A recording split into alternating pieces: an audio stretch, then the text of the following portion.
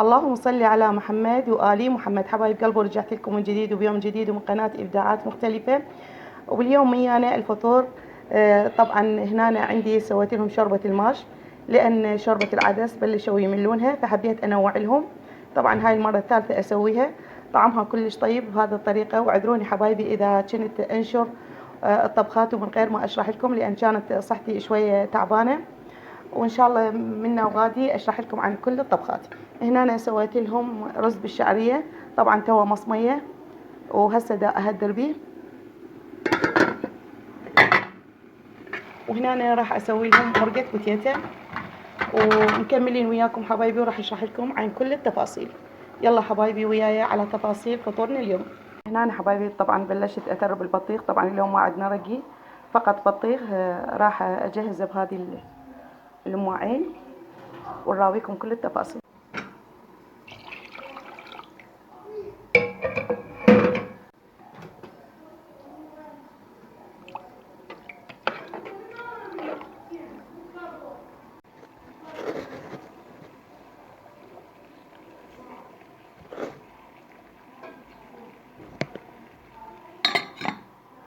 هنا أنا جهز عندي كل شيء. هنا أنا التمن طفيت تحته تهدر، والمرقة همين بلشت تفور، والشاي طبعا همين طفيت تحته، وكل شيء جهز على الوقت.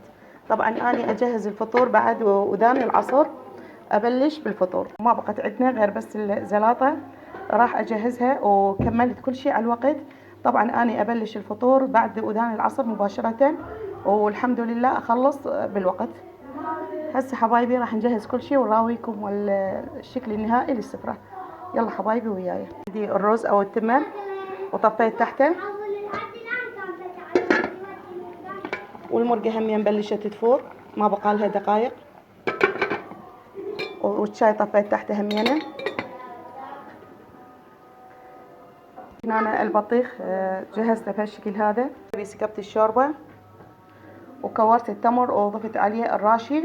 طبعا أنا أبلش الفطور بعد وذان العصر مباشرة وأكمل على الوقت الحمد لله. وما بقت عندي هسه غير بس الزلاطة، راح أجهزها ويجهز كل شيء وراويكم الشكل النهائي للسفرة. حبايبي ايش كثر عمر الواحد والصومونة. احنا هنا 10 سنين طبعا لازم يصوم. عندنا هنا كلهم صايمين، بس فقط صفا ورؤى ما صايمات.